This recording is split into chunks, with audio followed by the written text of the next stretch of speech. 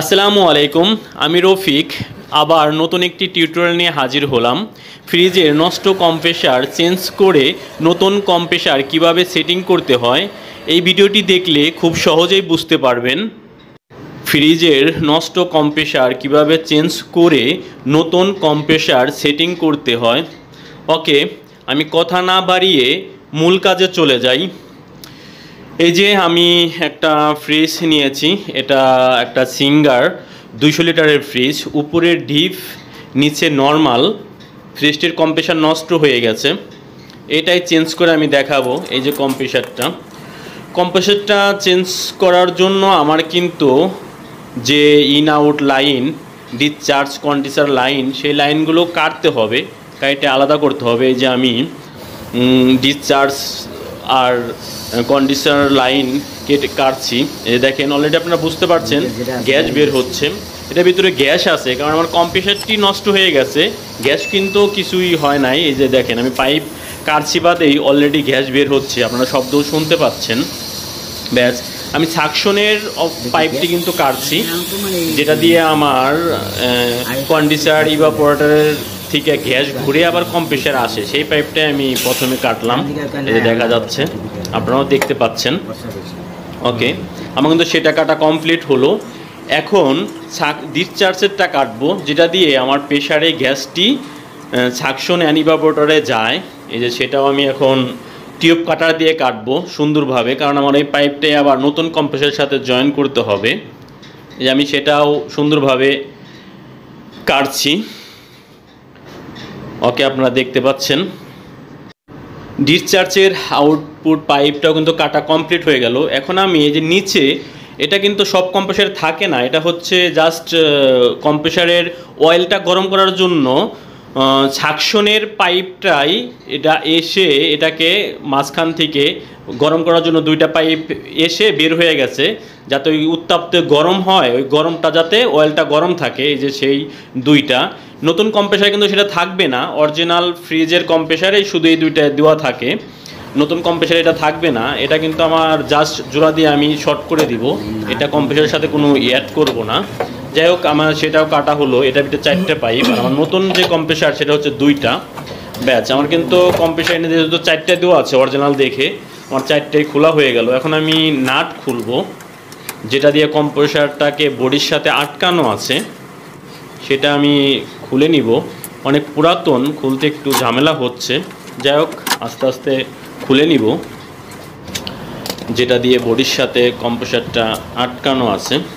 ওকে, আমার কিন্তু খোলা প্রায় শেষ। এই যে লাস্ট নাটটা আমি খুললাম, এই যে খোলা কমপ্লিট। এই যে আমার কিন্তু চলে এসেছে, কম্পিউটারটা বের করে ফেললাম। এই যে দেখেন 4টে দেখা যাচ্ছে, উপরে 2টা, নিচে 2টা। নিচের 2টা আমার কোনো কাজে লাগবে না, উপরে 2টাই হচ্ছে আমার ইন আউট। আর হচ্ছে নিচের 2টাকে আমি কি করব, যে 2টা নিচে ঢুকে কন্ডেন্সারের পাইপটাই, কন্ডেন্সার তো অনেক উত্তাপ হয়, ওই কন্ডেন্সারের একটা পাইপ, একটা কয়েল কম্প্রেসারের ভিতর দিয়ে আবার বের করছে। তার মানে ওইটা যাতে গরম হয়ে অয়েলটাকে গরম করে, অয়েলটা যাতে কখনোই না জমাট বাঁধে, গরম করে, তার জন্য ওইটা দিছিল। আমার তো নতুন কম্প্রেসারে সেটা নেই, তাই আমি কি করব, এই 2টাকে শর্ট করে ঝালাই করে দিব। ঝালাই করার আগে আমি সিরিজ পেপার দিয়ে একটু ঘষে নিচ্ছি। ঘষে নেওয়ার কারণ হচ্ছে যাতে আমার ঝালাইটা ভালোভাবে ধরে। এই যে ভালোভাবে আমি একটু ফ্লাশিং করেও নিচ্ছি।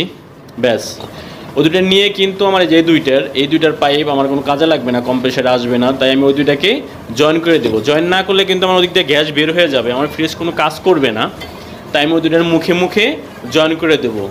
ব্যাস, একটার সাথে আর একটা করে ঝালাই করে দিব। এই যে সুন্দরভাবে আমি একটার ভিতরে একটা দিয়ে দিলাম।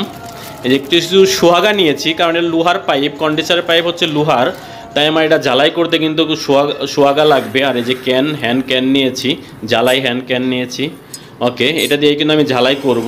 এই যে তার একটা সাপোর্ট ধরবো পাশে, যাতে আমার ফ্রিজটি হিটে কোনো ক্ষতিগ্রস্ত না হয়, বা আমার সাপোর্টে পুরো হিটটা আমার ভালো একভাবে লেগে তাড়াতাড়ি আমার ঝালাইটা হবে।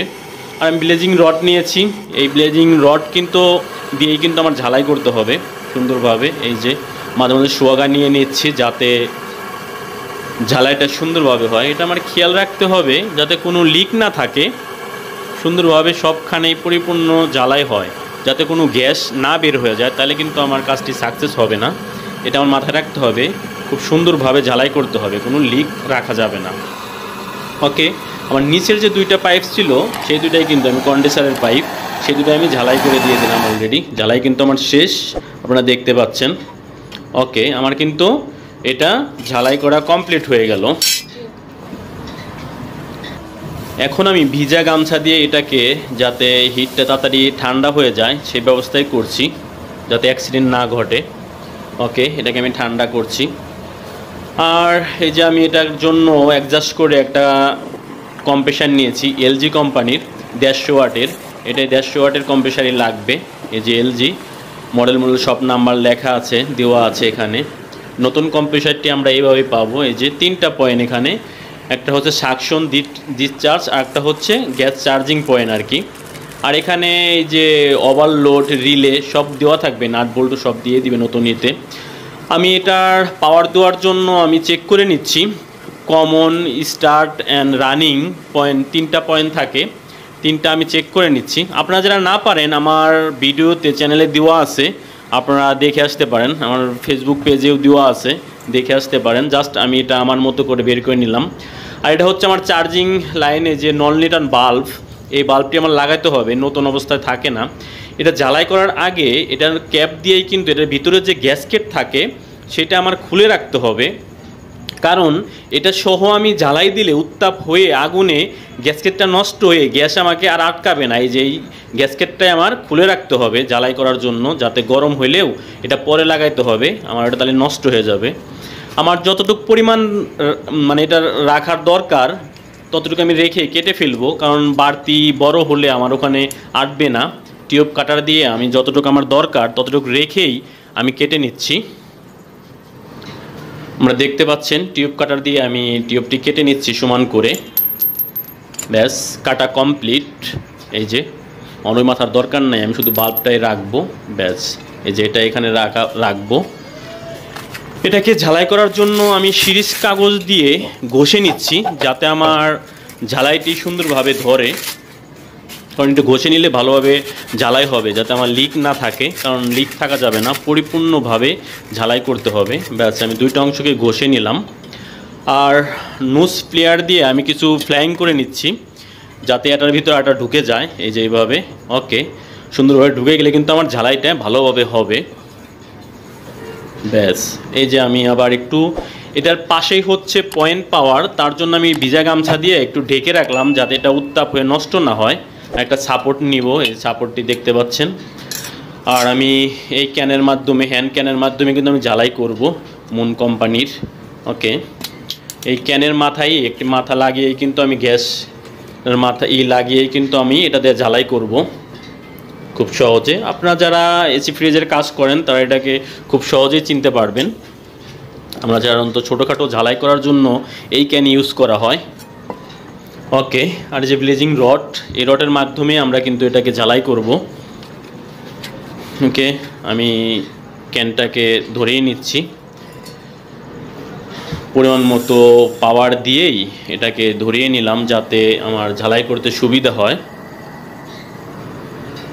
ওকে, আমি এটাকে হিট দেওয়ার পরে সাপোর্ট দিব। সাপোর্ট দিলে খুব তাড়াতাড়ি মানে অপচয় হয় না আর কি, খুব তাড়াতাড়ি আমার এটা হয়ে যাবে। এই যে দেখতে পাচ্ছেন, আমি সাপোর্ট দিলে পুরাপুরি তাপটা এখানে লাগে।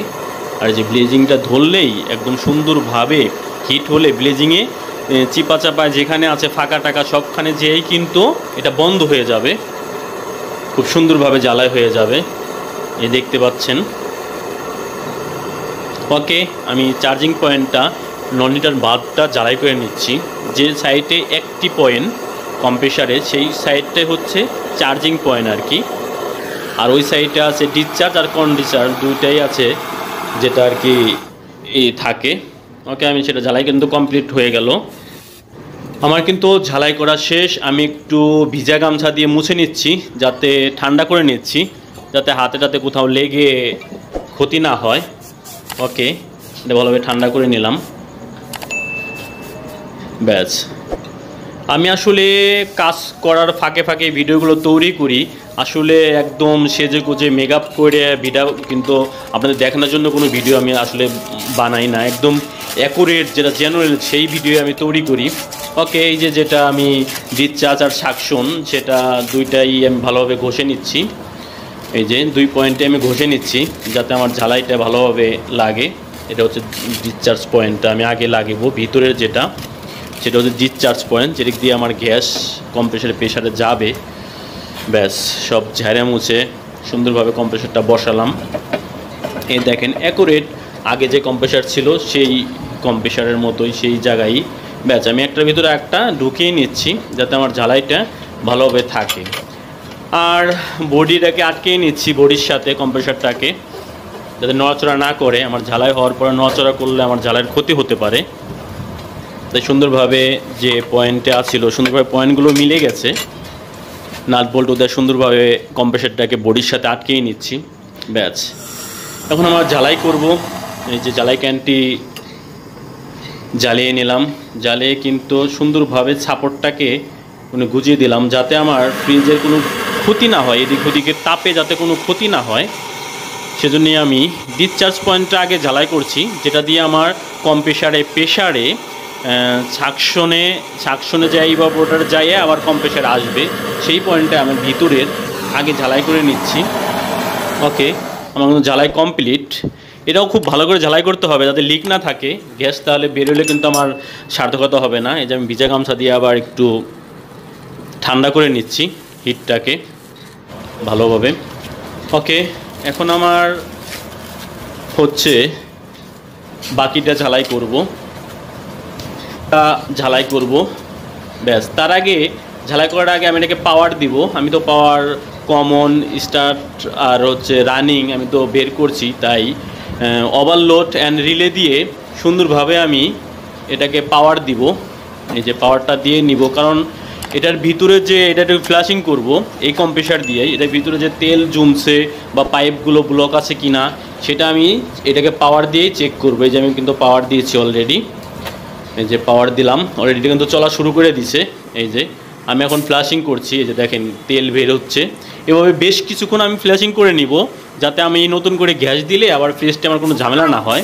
ওকে, আমি কিন্তু ফ্লাশিং করে নিলাম, করে একটু পাঞ্চিং করে নিচ্ছি যাতে আমার সাকশন লাইনটা ভিতরে ভালোভাবে ঢুকে যায় আমার ঝালাই করার জন্য। এই যে বাকি যে একটা আছে সেটাই আমি এখন ঝালাই করব। এই যে ছাপড়টা ধরলাম পিছনে, ছাপড় ধরে আবার ঝালাই ক্যান দিয়ে সুন্দরভাবে ঝালাই করব। এই দুটো কিন্তু আমার খুব সুন্দরভাবে ঝালাই করে নিতে হবে, ঝালাই না করলে আমার গ্যাস বের হয়ে গেলে কিন্তু হবে না। সুন্দরভাবে আমার কিন্তু এটা ঝালাই করতে হবে। এই যে আমি ঝালাই করে নিচ্ছি ব্লেজিং রড দিয়ে, সুন্দরভাবে আমি ঝালাই যাতে চিপাচাপায় কোথাও না থাকে। ওকে, আমার কিন্তু ঝালাইটিও কমপ্লিট হয়ে গেল। ব্যাস আমার কিন্তু অলরেডি নতুন কম্প্রেসারটি লাগানো হয়ে গেল। এই যে আমি এখন যে বাল্বের যে গ্যাসকেটটা খুলছিলাম সেটা লাগিয়ে নিচ্ছি। ওকে, আমার কিন্তু পুরাতন কম্প্রেসার চেঞ্জ করে নতুন কম্প্রেসার লাগানো হয়ে গেল। যাই হোক, আজ এই পর্যন্তই রাখবো, কারণ আমার ভিডিওটি অনেক লেন্দি হয়ে যাবে। 15 মিনিটের উপরে ভিডিও ইউটিউব আপলোড করা যাবে না। যাই হোক, আমি নেক্সট ভিডিওতে দেখাবো এটাকে বেকম করে কিভাবে পুনরায় গ্যাস চার্জ করে আবার নতুন ফ্রিজের মতোই কাজ করে। ওকে, আমার ভিডিওগুলো যদি ভালো লাগে আমাকে সাপোর্ট করবেন। ইউটিউব হলে সাবস্ক্রাইব করে বেল আইকনটি বাজিয়ে রাখবেন, আর ফেসবুক পেজ হলে ফলো করবেন। থ্যাংক ইউ সবাইকে। আল্লাহ হাফেজ। আসসালামু আলাইকুম ওয়া রাহমাতুল্লাহ।